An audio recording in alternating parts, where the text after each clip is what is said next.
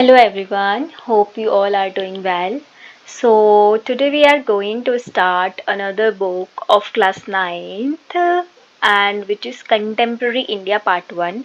Basically ये जो book है ये ज्योग्राफी की बुक है जिसका फर्स्ट चैप्टर आज हम करने जा रहे हैं. ठीक है, तो इसके जो फर्स्ट चैप्टर वो है India, it's size and location. तो इंडिया का क्या साइज है और उसकी लोकेशन वर्ल्ड में कहाँ पड़ती है इसके बारे में हम इसमें पढ़ेंगे.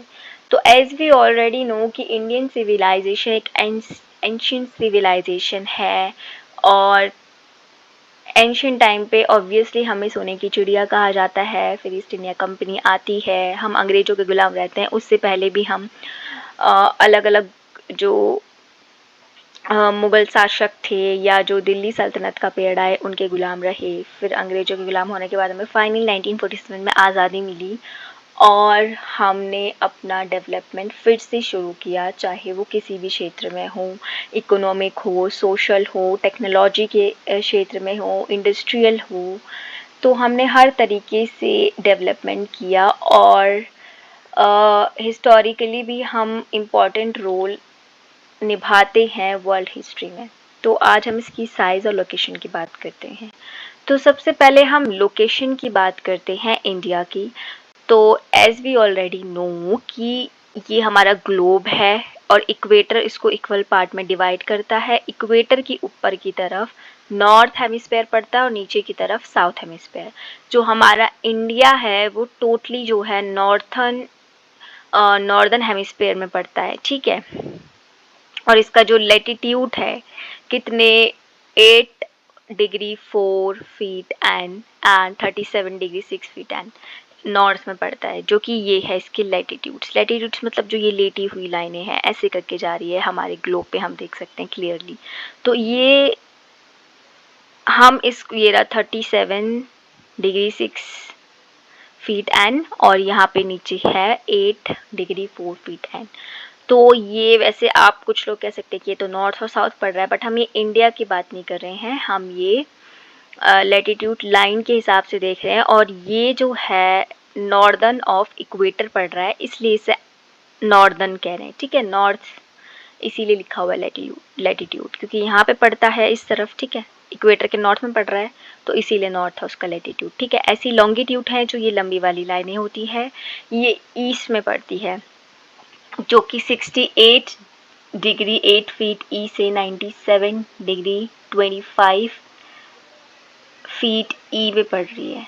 ठीक है, तो इसमें हम सबसे पहले लॉन्गिट्यूड में हमारी ये लंबी वाली लाइनें आती है. ईस्ट इसलिए है क्योंकि जो बीच में यहाँ पे एक और लाइन है जिसे हम प्राइम मेडिटेरियन कहते हैं जो कि 0 डिग्री जैसे इक्वेटर का है. तो ऐसी एक यहाँ पे लाइन है जो कि 2 और इक्वल पार्ट में डिवाइड करती है वर्ल्ड को, जैसे कि इधर आ गया हमारा वेस्ट, इधर ईस्ट. तो ईस्ट में ईस्ट और नॉर्थ में पड़ रहा है तो इसीलिए इसका लॉन्गिट्यूड ये है. ठीक है, अब as we know already know कि मतलब ट्रॉपिक ऑफ कैंसर जो है बेसिकली हमारी कंट्री इंडिया को माना जाता है ऑलमोस्ट कि लगभग 2 पार्ट में वो डिवाइड कर रहा है. ये रहा ट्रॉपिक ऑफ कैंसर, ये यहाँ से पूरा जा रहा है और माना जा रहा है ना लगभग लग रहा है कि इक्वल पार्ट्स में डिवाइड कर रहा है कंट्री को. ठीक है, अब इसके साउथ ईस्ट में हम देख सकते हैं कि अंडमान और निकोबार आइलैंड है जो कि बे ऑफ बंगाल के वहाँ पे पड़ता है. ठीक है, उसी में एक आइलैंड है. और लक्षद्वीप इस तरफ पड़ता है जो कि साउथ वेस्ट ऑफ इंडिया है और अरेबियन सी के अंदर पड़ता है. ठीक है, उसके बाद हम बात करते हैं इसकी साइज़ की. सो एज ए हम अगर देखें तो इंडिया का जो साइज़ है वर्ल्ड में वो 7th है, मतलब 7th लार्जेस्ट कंट्री है वर्ल्ड में. ठीक है, तो इससे ऊपर और कौन कौन सी हैं? रशिया है सबसे ज़्यादा एरिया रशिया के पास है, फिर कनाडा के पास है, फिर यूएसए के पास है, फिर चाइना के पास है, फिर ब्राज़ील के पास है, फिर ऑस्ट्रेलिया के पास है और फिर इंडिया के पास है जो कि 3.28 मिलियन स्क्वायर किलोमीटर का लैंड मास बनाता है. और हम टोटल वर्ल्ड ज्योग्राफिकल एरिया की बात करते हैं तो उसमें 2.4% जो एरिया है वो इंडिया के पास है. ठीक है, हमारी लैंड बाउंड्री की हम बात करते हैं तो 15,200 किलोमीटर ये लैंड बाउंड्री, जो कि ऊपर ऊपर हम देखते हैं कि पूरा लैंड बाउंड्री है, जहाँ पे हम इधर Pakistan, China, Myanmar and all से कनेक्टेड हैं, ठीक है। तो इतनी लैंड बाउंड्री हमारी है। Coast line of the main line की बात करें, मतलब जो सी के आसपास का एरिया है, मोस्टली हमारा सी के आसपास जाता है नीचे का पूरा एरिया इधर, तो वो है 7,516.6 किलोमीटर, ठीक है। नॉर्थ में हमारे माउंटेन्स हैं, ठीक है। साउथ में हमारा सी है, बे ऑफ बंगाल एंड अरेबियन सी, ठीक है। और यहाँ से लेके यहाँ तक जाते हुए, मतलब यहाँ हमारे वेस्ट से ईस्ट की तरफ जाते हुए जो टाइम डिफरेंस होता है वो 2 आवर्स का डिफरेंस होता है। इसी वजह से कहते हैं कि जो अरुणाचल प्रदेश है वहाँ पे 2 घंटे पहले सूरज निकल जाता है, जहाँ जैसे मतलब वो other part of the country में निकले, क्योंकि अर्थ रोटेट करता रहता है, तो ये वाला एरिया वहाँ पे 2 घंटे पहले पड़ जाता है एक तरीके से। तो ये हमारी बीच की लाइन है, जिसे हम स्टैंडर्ड मेरिडियन ऑफ इंडिया या IST के नाम से भी जानते हैं, जो कि यूपी के मिर्ज़ापुर से गुजरता है। मतलब एक बीच की लाइन डिवाइड करने के लिए है, जो कि प्राइम मेरिडियन आप देखेंगे मैप वगैरह में, तो वो डिवाइड करता है 0 डिग्री से। तो उसके यहाँ से ये बेसिकली किसी भी कंट्री की लोकेशन को, उसके टाइम वगैरह, इन सबको मैनेज करने के लिए एक इमेजिनरी लाइंस क्रिएट करी गई हैं, ठीक है। तो स्टैंडर्ड मेरिडियन ऑफ इंडिया इतना है 82 डिग्री 30 फीट ई। तो ये आता है कई बार, क्योंकि ये भी प्राइम मेरिडियन के ईस्ट में पड़ता है, इसीलिए ई है, ठीक है। उसके बाद हम बात करते हैं इंडिया एंड द वर्ल्ड। तो अगर हम साउथ ईस्ट एशिया में हम कहते हैं बेसिकली हमारा इंडिया आता है, तो ये जो है वेस्ट एशिया है और ये ईस्ट एशिया है। तो ईस्ट और वेस्ट के साउथ की तरफ पड़ रहा है, तो साउथ एशिया। तो इसीलिए कह रहे हैं कि साउथ वर्ल्ड की तरफ वो पड़ रहा है, अगर हम एशिया में एक तरीके से लोकेशन की बात करें, ठीक है, या वर्ल्ड में भी लोकेशन की बात करें। तो Indian Ocean route, Europe in the west, west में हम देख रहे हैं कि हम यूरोप से कनेक्ट हो रहे हैं, मिडल ईस्ट एशिया वगैरह से कनेक्ट हो रहे हैं, इधर की कंट्रीज से कनेक्ट हो रहे हैं, और इधर हम ईस्ट एशिया की कंट्रीज से कनेक्ट हो रहे हैं ये ओशन रूट के ज़रिए, जिससे कि हम ट्रेड एंड ऑल कर रहे हैं, ठीक है। तो ये कनेक्टिविटी शो कर रहा है। Land routes are much older than the maritime contacts, और ऑब्वियसली पहले जब समुद्र का रास्ता खोजा ही नहीं गया था, तो लैंड के ज़रिए कई दिनों तक सफ़र करके हम ट्रेड एंड ऑल चीज़ें किया करते थे, या अपनी हिस्ट्री की बुक्स वगैरह में भी पढ़ते हैं, ठीक है। कैसे हमने रोमन एम्पायर से अपने रिलेशन बनाए, वहाँ से व्यापार कर रहे हैं, या अफ़गानिस्तान तक का अपना एरिया उस टाइम होता था, तो यहाँ से आसानी से हम जो है सफ़र करके किया करते थे। चाइना से भी हमारा ट्रेड एंड ऑल था, जैसे सिल्क रूट एक इम्पॉर्टेंट रूट हम पढ़ते हैं अपनी हिस्ट्री के बुक्स एंड ऑल में। तो उसके बाद ऑब्वियसली जब ये होता था, तो फिर जब मतलब हमने फाइनली सी रूट खोज लिया था, तो वहाँ से ट्रेड और ज़्यादा बढ़ने लगा। Exchange of ideas and commodities, obviously it led to exchange of ideas and commodities. Exchange of ideas में हम देखते हैं बेसिकली जो डिफरेंट आइडियाज़ हैं, नॉर्थ वेस्ट के हो चाहे ईस्ट एशिया के हो, वो एक्सचेंज हुए, और जो आई एम सो सॉरी, और जो कमोडिटीज़ थी लाइक जो मसाले हो गए, जो फसलें हो गई एंड ऑल, वो भी हम एक्सचेंज किया करते थे।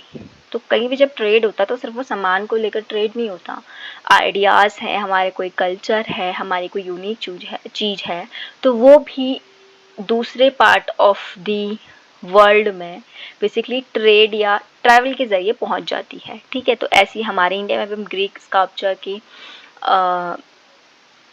स्ट्रक्चर्स मतलब यहाँ पे देखते हैं, आर्किटेक्चरल स्ट्रक्चर्स यहाँ पे हम देख सकते हैं। इसके अलावा ब्रिटिशर्स के टाइम पे भी हम देखते हैं कि वहाँ से भी जो ब्रिटिशर्स के जो यूनिक आर्किटेक्चर फीचर थे वो यहाँ पे इंडिया में इम्प्लीमेंट एंड ऑल हुए। तो ये सब चीज़ों का फ़र्क पड़ता है।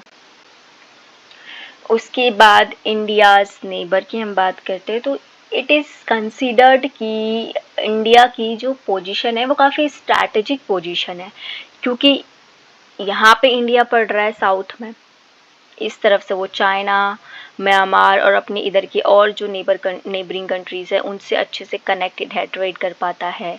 और अपने वेस्ट में वो Afghanistan, Pakistan and Europe and all से कनेक्टेड है, जहाँ पे वो उनके साथ ट्रेड कर पाता है। तो एक इम्पॉर्टेंट रोल और स्ट्रैटेजिक पोजीशन है, मतलब अच्छी पोजीशन में है इनडायरेक्टली यू कैन सी। ठीक है, उसके बाद हम देखते हैं इंडिया में 28 स्टेट्स हैं और 8 यूनियन टेरिटरीज हैं, जिसमें कि जम्मू एंड कश्मीर एंड लद्दाख जो है अगस्त 2019 में यूनियन टेरिटरीज बने थे, जब आर्टिकल 370 हट गया था। इसके अलावा दादरा एंड नगर हवेली, दीव एंड दमन पहले अलग अलग यूनियन टेरिटरीज हुआ करती थी, अब वो एक साथ हो गई है, मर्ज कर दिया था उनको। ठीक है, तो इसकी वजह से हमारे इतने स्टेट्स एंड ऑल बने हैं। तो हमारे नॉर्थ वेस्ट में पाकिस्तान पड़ता है, इधर अफ़गानिस्तान पड़ता है जो कि हमारी नेबरिंग कंट्री है। इस तरफ हमारे नॉर्थ में बेसिकली ये चाइना पड़ता है, यहाँ नेपाल पड़ता है, भूटान पड़ता है, और नेपाल भूटान के बीच में तो हमारा आधा इंडिया का लैंड एरिया आता है पूरा। इस तरफ म्यांमार और बांग्लादेश पड़ते हैं ईस्ट में, और नीचे श्रीलंका है, श्रीलंका से इधर ही थोड़ा सा मालदीव्स पड़ते हैं। तो ये सारे हमारे नेबरिंग कंट्रीज़ हैं जिनके साथ हमारे कई सारे स्ट्रगल्स या कॉन्फ्लिक्ट्स भी हैं, बट वहीं पे हमारे गुड रिलेशंस एंड ऑल भी हैं। कई सारे ideas and exchange of commodities हो गया, ठीक है, ट्रेड है, वो सारी चीज़ें भी है। तो ये हमने सबसे पहले इंडिया की पोजीशन और उसके नेबरिंग कंट्रीज के साथ थोड़ा थोड़ा डिटेल में, मतलब शॉर्ट में पढ़ा है। तो यहीं पे ये चैप्टर जो एक बेसिक था वो ख़त्म होता है। ठीक है, तो हम कंक्लूजन में कह सकते हैं, आई एम सो सॉरी, तो हम कंक्लूजन में कह सकते हैं कि हमने इंडिया की फिजिकल लोकेशन डिस्कस करी,